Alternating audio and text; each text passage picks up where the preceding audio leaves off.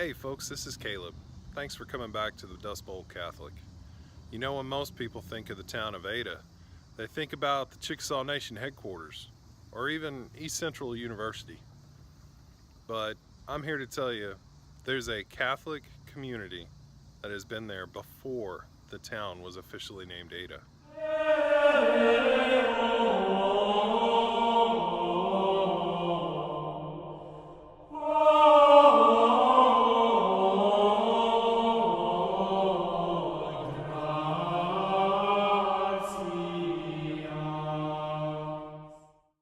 Located 88 miles southeast of Oklahoma City and lying at the heart of the Chickasaw Nation, Ada was formally incorporated in 1901 and named after the daughter of the town postmaster, Jeff Reed. His original store was a waypoint for traveling settlers.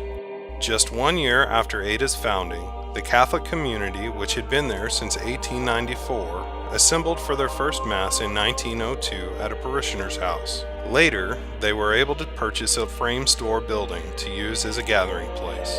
In 1916, the parishioners built a stone-faced concrete block church at 213 South Hope Avenue. By 1935, St. Joseph's Catholic Church received its first resident priest and had a formal rectory for accommodations. By 1949, the congregation had grown such that a parish hall was built on the grounds for activities. By 1951, the burgeoning community started dreaming of a new facility.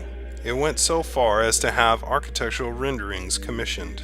On May 4, 1953, groundbreaking occurred on a new parcel of land donated by Mrs. P. A. Norris. The plans included a school, convent, and auditorium to be used until a proper church was constructed. Plans for the new church were not solidified and acted upon until April 15, 1962, when groundbreaking occurred on a building full of innovative architecture and symbolism. With its first Mass at Christmas Midnight Mass in 1962, and later dedication on May 7, 1963, St. Joseph showed off its modernistic marvels. A familiar image in the Ada skyline, the bell tower is made up of 3 precast concrete beams, creating a monolith 111 feet in height, alluding to the Holy Trinity, and a base of 12 feet in diameter, recalling the 12 apostles. The parabolic shape and layout may seem confusing upon first glance, but when viewed from the intended angle, evoke that of a ship with a mast, referring to the early Christian symbolism of the church as a ship with our Lord as its mast and means of propulsion. Its front facade, made up entirely of glass, was a wonder at the time, especially over such a large expanse. But when seen from the point of view of the altar, at the proper time of day, a glorious vision of the Trinity is revealed. The baptistry is held apart from the proper structure, its glass walls making known to the world every new Christian's birth into the church.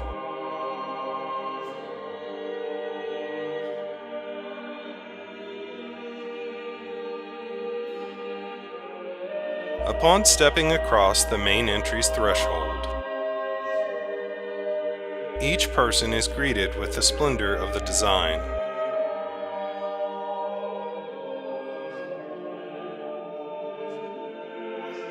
And drawn down the aisle toward the mosaic of our Lord.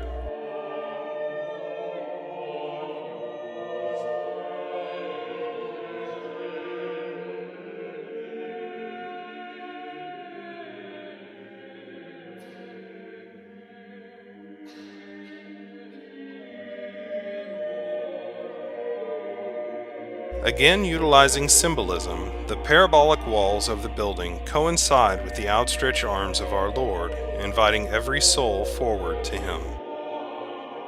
Up close, the mosaic and original tabernacle were indeed stunning in their original form. 56 years later, the work of art still makes an impact, along with its more prominent tabernacle housing the bread of life. The new St. Joseph's is no longer new, but it still has special places of reverence for Our Lady and St. Joseph. You can still find peace, solace, and healing in its confessional.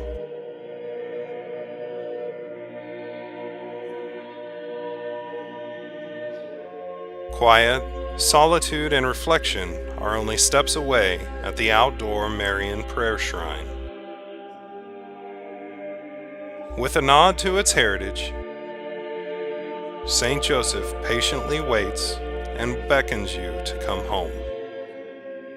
Hey folks, thanks for coming along with us this time. If you like this video, why don't you click subscribe right about up in there. And oh, by the way, give us a comment down below so we know where to go to next. If you want to see more videos from us, try looking right over here.